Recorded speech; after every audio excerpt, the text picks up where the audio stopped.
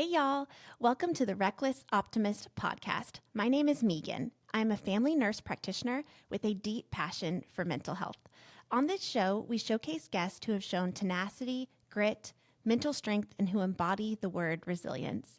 A quick disclaimer before we start. This show is not a substitute for mental diagnosis or treatment. We do recommend that if you're struggling with your own emotional well-being, you see a mental health provider. I'm so excited that you guys are here. Let's get into it. Hey, everyone. Today on the podcast, we have Margaux, also known as Dr. Brown. I got the chance to meet her in August. We were both selected to be part of the panel group for a women's health conference at Chateau Elan. And we got to do a lot of calls beforehand and then got to meet in person and speak at this amazing conference. And she is an extremely special person. She has been through a breast cancer diagnosis. She's been through multiple challenges in her career. She is a working mom. She is a licensed professional counselor. And she hosts her own podcast called Be on Her Side, which is a podcast about conversations with moms and their daughters discussing difficult topics. I also wanted to comment that this is our 58th episode and the last episode of season 1 of the Reckless Optimist podcast. It has been such an honor to share these stories with all of you. I have the privilege of having my job as a nurse practitioner, so this project has been at its core truly service work for me. It is a passion project, and it's just been such an honor to meet all of the people on the show. We will be back for season 2 on January 20th.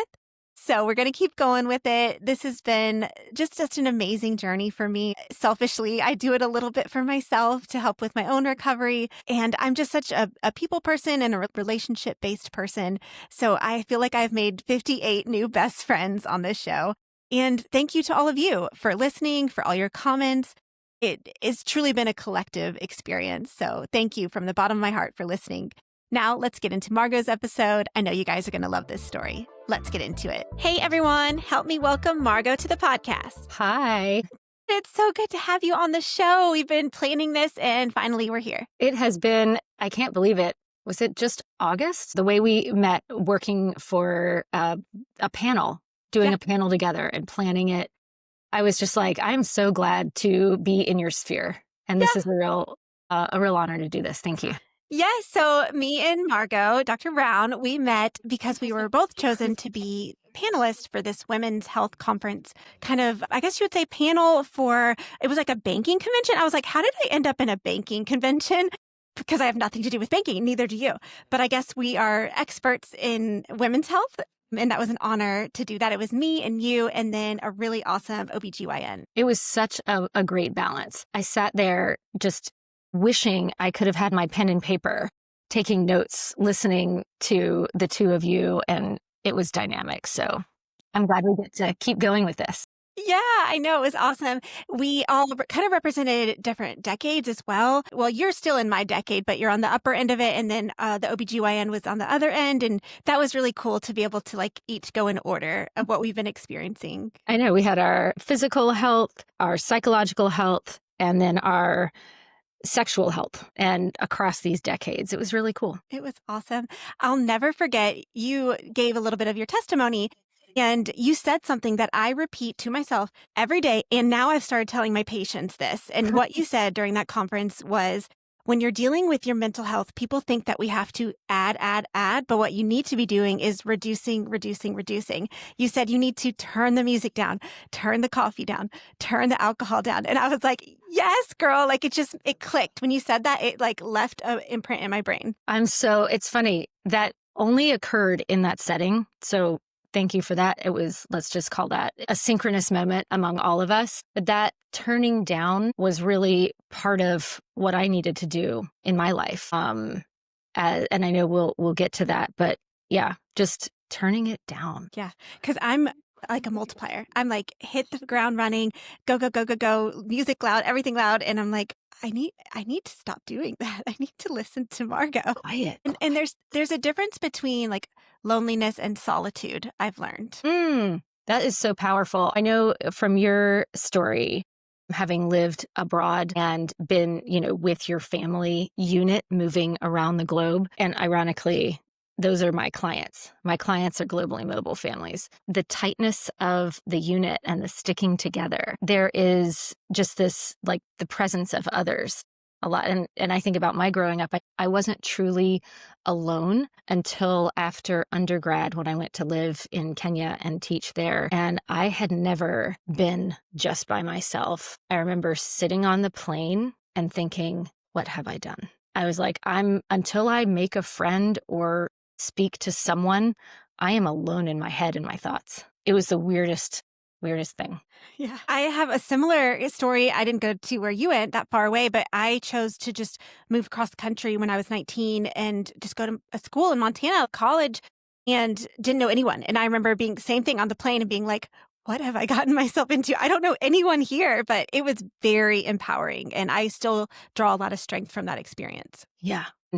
Yeah. It's knowing oneself. You have no one but yourself and whatever reading or journaling or whatever you brought with you.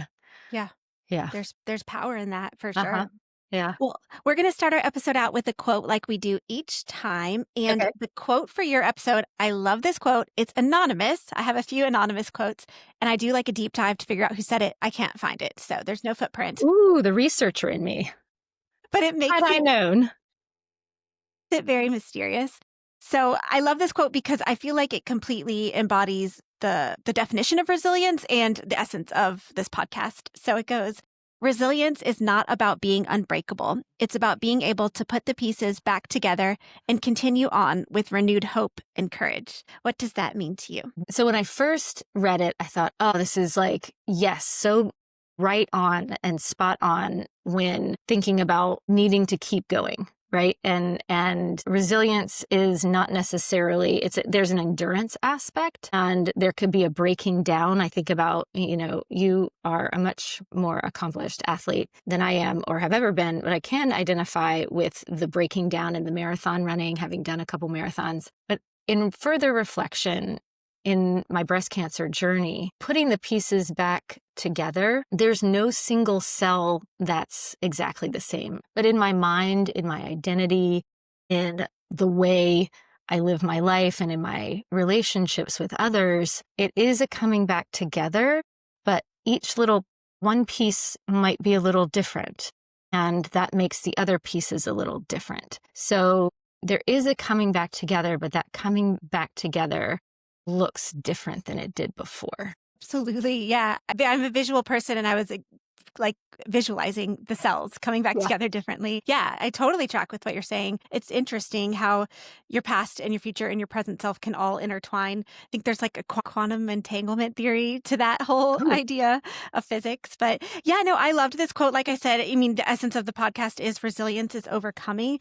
I feel like when I read this quote, it's more about enjoying the experience or living the experience rather than avoiding the experience. Mm-hmm. And how this is like an active process. It's not a stagnant process. It's something that you have to continually work on. Yes, there is a Bible verse in the Old Testament about each new day is a new thing, constantly creating something new. The next moment is something new. And so it's a continuation. I'm not the same person.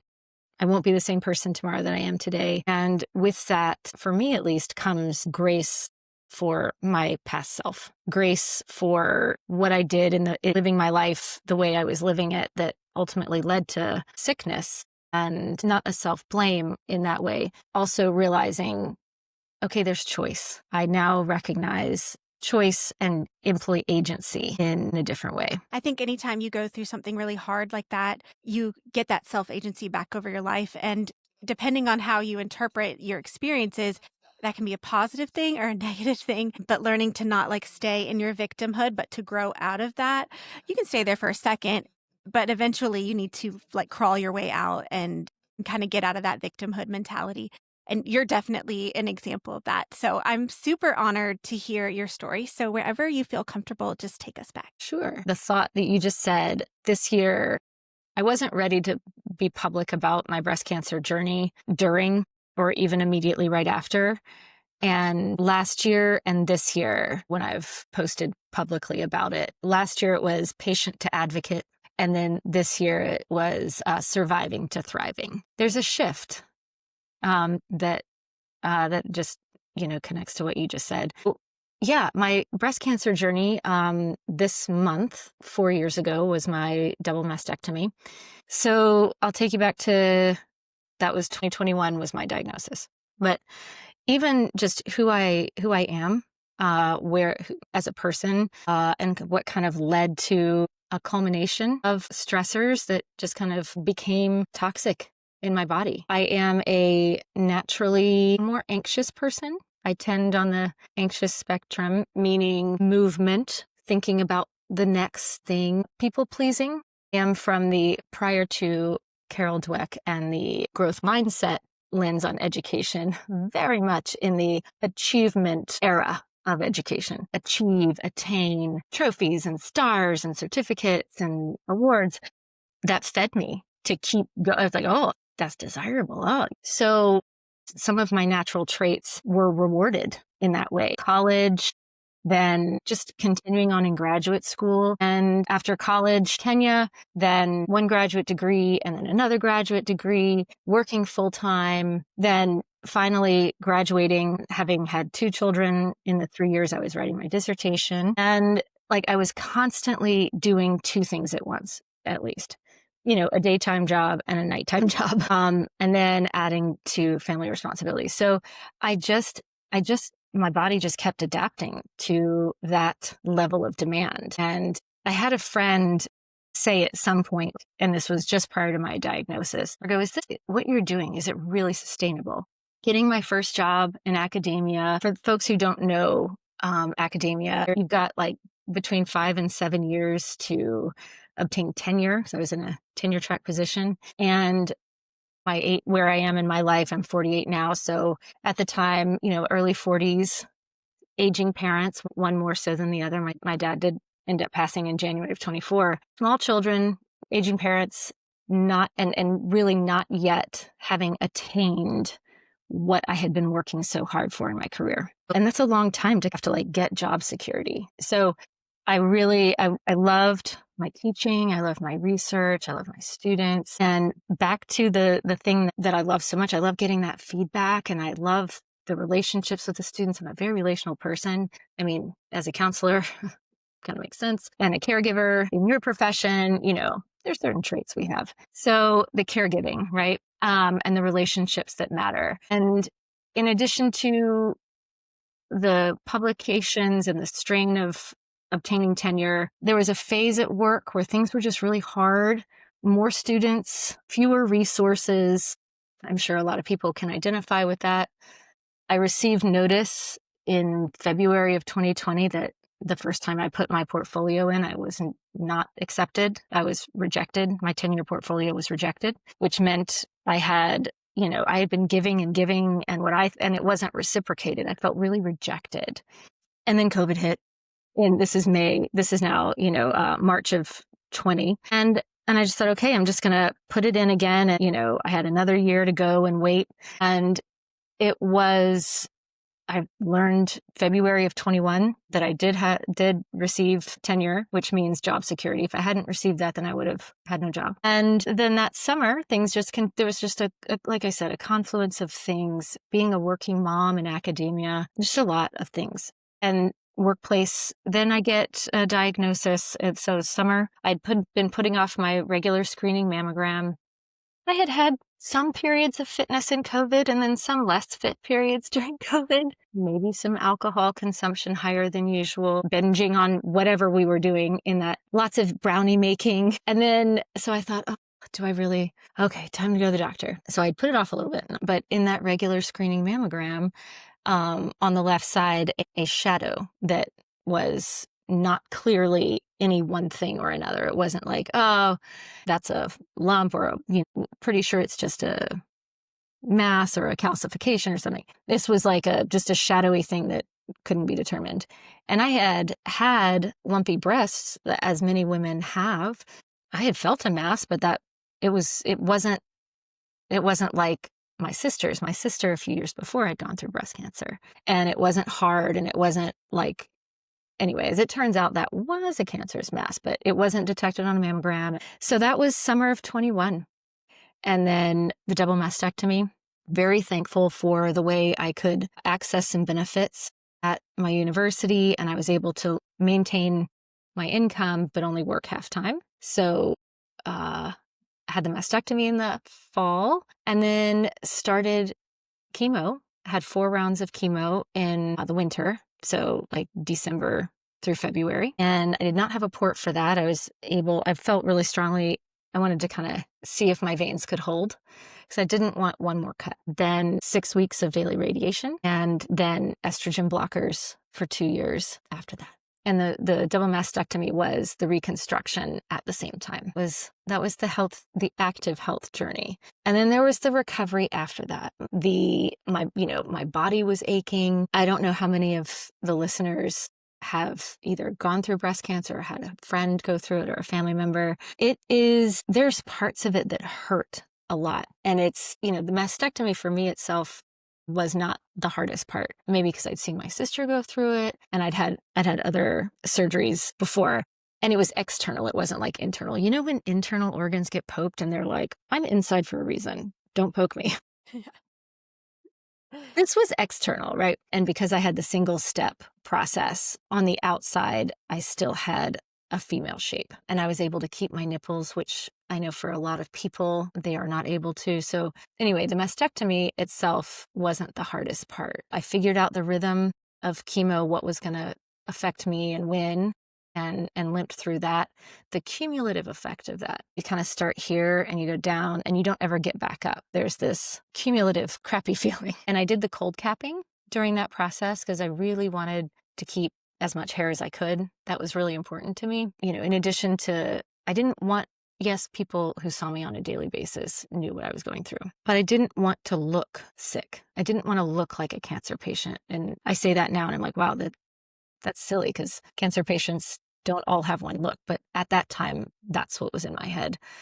And so I wanted to do what I could to keep my hair. My kids were 2nd and 5th grades. So I wanted it to be as seamless as possible for the people in my life to see me. And I provided telehealth for clients. So I just wanted to not be seen as like sick. And then then the radiation, I struggled the most with that part. The radiation, you have to go daily. It's monotonous. You have to go daily at approximately the same time, get in the car, drive there. Most days you don't have to wait too long because everybody is there kind of in their process doing the same thing in their cycle. But I had to lie down on a really cold, narrow, flat, hard, and I had to stay in the same position. They make like a mold that you have to lie in the same position. And it takes about 20 minutes, and I got used to it after a while. But if any of the listeners have ever done an MRI, you have to be really calm and still. And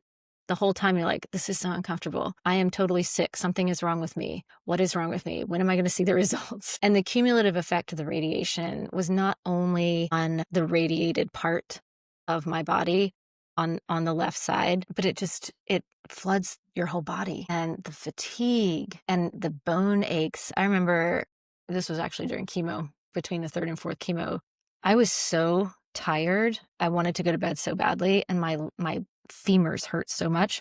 I literally crawled up my stairs to go to bed. I had to like sit halfway. I was like, this hurts so much. So it's the whole body that's affected.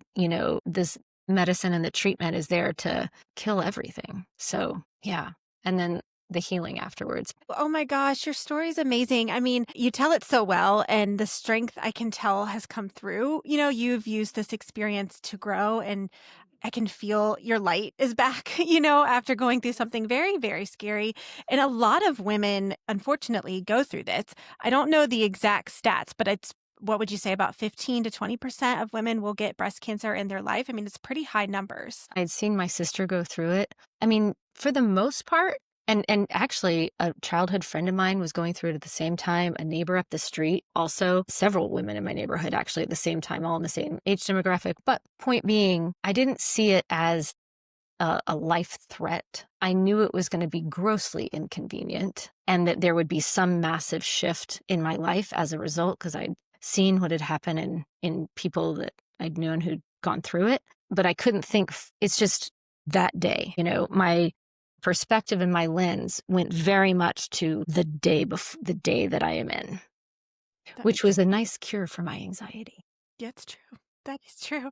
Yeah, that brings me to one of my follow-up questions. What advice would you give to someone who's maybe going through either cancer treatment or a health journey, how to maintain their mental health in the best way that they can? Well, as I mentioned, there were so many stressors in my life prior to diagnosis. And I had been on a low dose of an SSRI, and I had been using coping strategies. They just weren't working. Like they weren't the things, all the junk and the toxins and the stress, my coping strategies weren't enough to shovel it all out enough, right?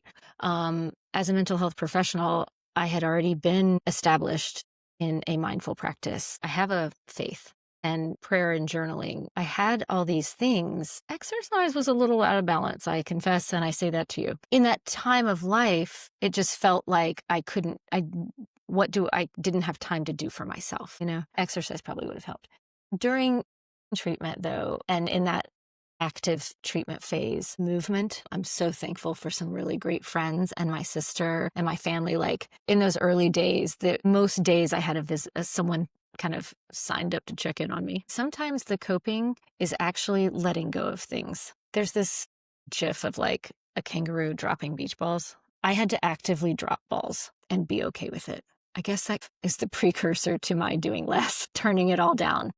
I had to be okay with dropping balls and not caring because I couldn't do it all. It answers my question and brings me to my next question because you had talked about burnout a lot on our women's panel and you just mentioned it, part of your story. And when you were describing your experience, I was like, that is pretty much mine. I do everything. I work full time. I have 3 kids. I train for endurance events, I host podcasts, I coach cheer. But the thing is like, I have the energy to be able to do these things. God has given me a natural high energy. However, someone has said that to me. Megan, do you think this is sustainable? And right now it is, but I don't know that it is forever. So I guess my question for you there is how to prevent burnout. Well, I'm thankful for people who know you and speak truth. I'm thankful for that in my life. I'm thankful for that in your life. And I'm thankful that we have had periods of time where we have the energy to do it, right? I was overusing that energy. On what planet should I be having one all-nighter a week, to grade all my papers that I needed and to grade and comment on discussion board and whatever it was? On what planet is that necessary? Several elements in the definition of burnout. So burnout is related to career and workplace. And I just want to say to anyone listening who is a stay-at-home parent, that is your workplace. So this isn't restricted to people who leave home and go interact with other children and adults and then come back to their own families. This can be stay-at-home parents too. Feeling a low efficacy in what you're doing, like what you're doing isn't really mattering, starting to care less, starting to have a change of outlook and not enjoying what you're doing. And some of that can be bolstered by continuing to remember why you're there. And I just am so thankful. I still have such close relationships with my faculty colleagues at that time. And it's kind of like our love as a group wasn't enough, but having a rich life outside of work, being able to have a sense of a spiritual wellness, sense of purpose, social life, laughing, being able to laugh, biological wellness, a lot of aspects I think can help dilute the burnout. But I hit a point where, I wasn't going to go back to it. And so after the year of treatment, that was 21 to 22, I went into that academic year, 22 to 23, knowing it was going to be my last. I said to a wise friends, these keep coming back. A wise friend said to me, I said, oh, I owe them a year of me well. And she said, Margaux, you don't owe them anything. The time that you took wasn't anything that wasn't already yours. You had that benefit. You gave the work at that. You owe them nothing.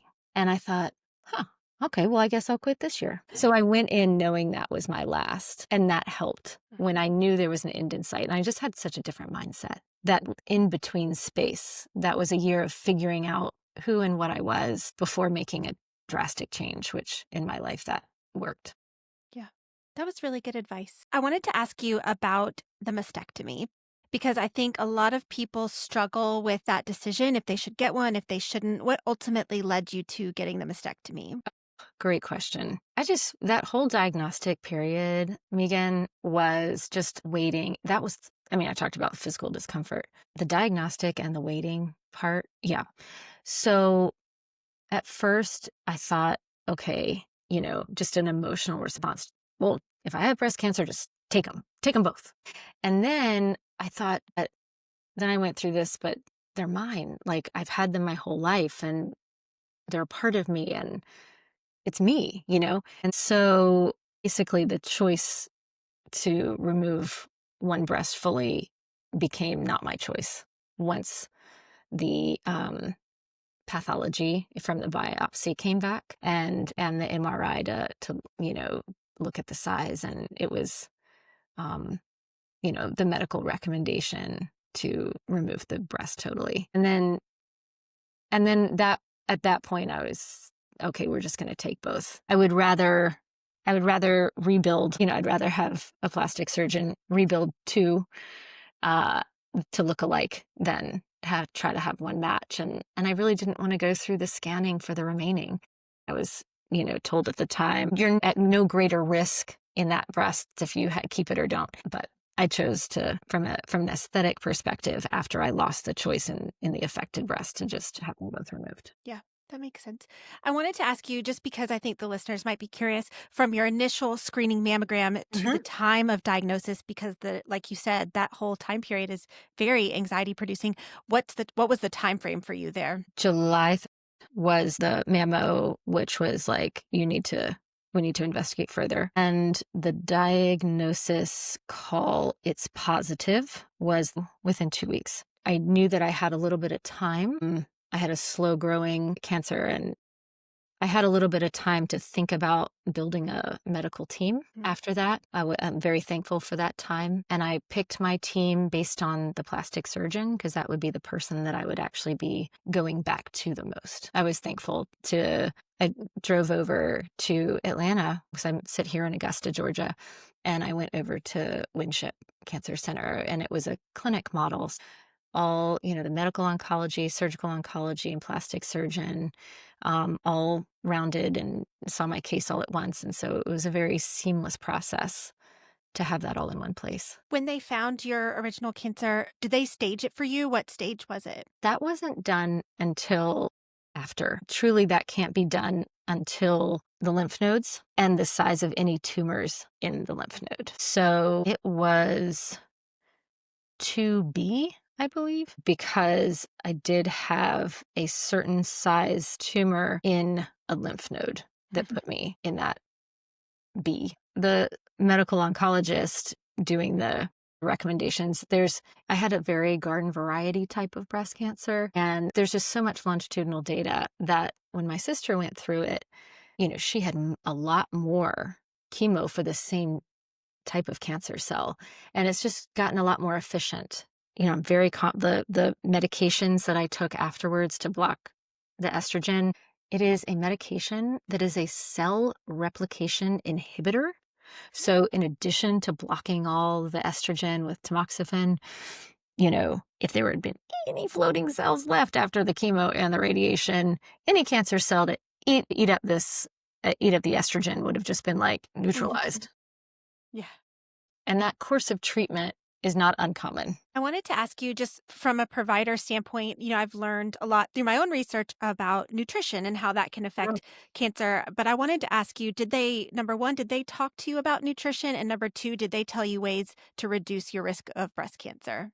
I think the nutrition during was feed your body. Feed your body well. Yes, eat. Your body is going to need so much energy to recover. You're going to use up a lot of energy to recover. I had already had a fairly balanced, healthy diet. I didn't eat a lot of fast food. Yes, active kids in a minivan, of course.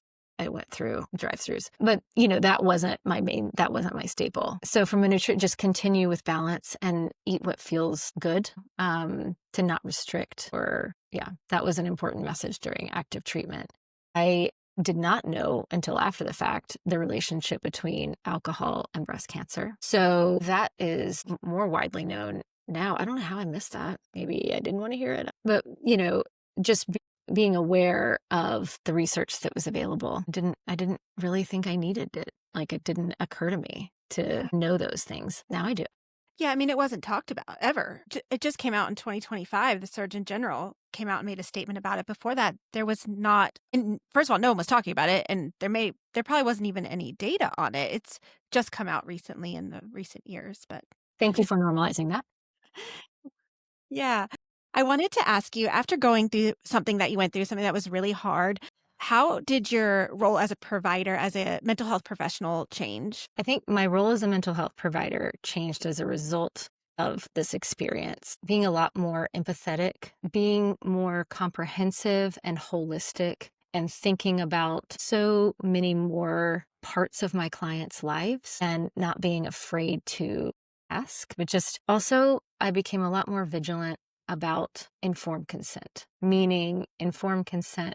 And if any of my students watch this, they're just going to chuckle.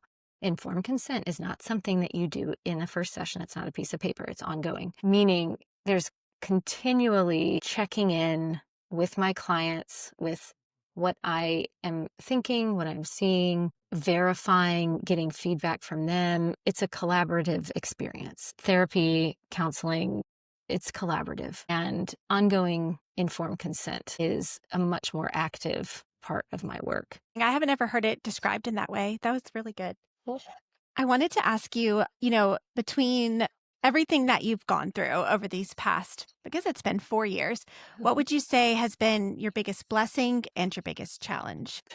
I think I'll talk about the biggest challenge first. And that is maintaining my present centered focus. There is Psalm 23 in the Bible. He maketh me lie down in green pastures. Yeah. God slammed me down to lie down. Okay. That wasn't like here, let me just show you. Like, why don't you come sit here? No, it was like, bam, maketh me lie down. And that's centering and being so present focused. That is really hard. And I don't want to lose that. Like, I work hard to stay centered in the present day.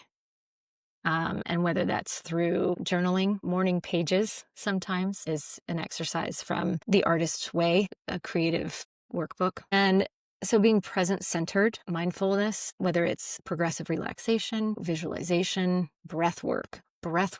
Megan, I mean, so healing breath work and in being intentional about doing it, because staying present centered is staying healthy for me. So that is a challenge, because guess what?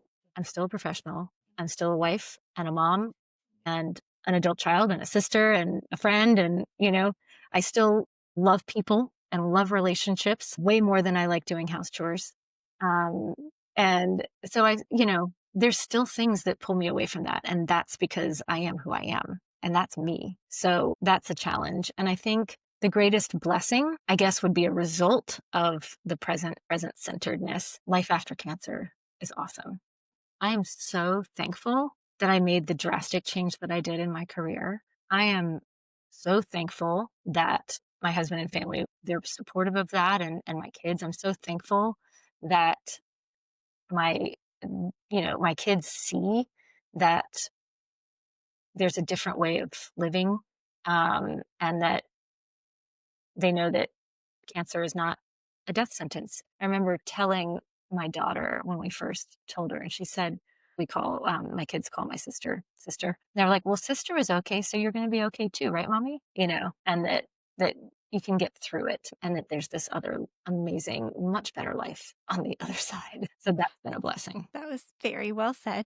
Made me a little teary. So I have one more question before the lightning round, and you kind of just alluded to it with that answer. But if someone was going through something similar, a health diagnosis, and they have little children. Mhm. What would be your advice on how to approach the children with what's going on with their health? Also, another wise friend reminded me because when you're in the middle of it, it doesn't matter how much knowledge I have about child development, about parenting, about mental health, goes completely out the window when I'm in the middle of it, you know? So, a wise friend suggested doing something very normal with them when talking about it, which I chuckle now. My mom and my sister and I chuckle because with my dad, when we sat down for the birds and the bees talk in the formal living room, and we were all sitting there with, legs crossed and ankles, and it was, I mean, as if we didn't know, right? Very forced. It's, have you ever gotten the call of with your own children, Susie's okay? What? So so when we just were going on a walk in the neighborhood as a family, and they were moving. They didn't have to look straight. We didn't have to look at each other straight on because eye contact is anxiety provoking.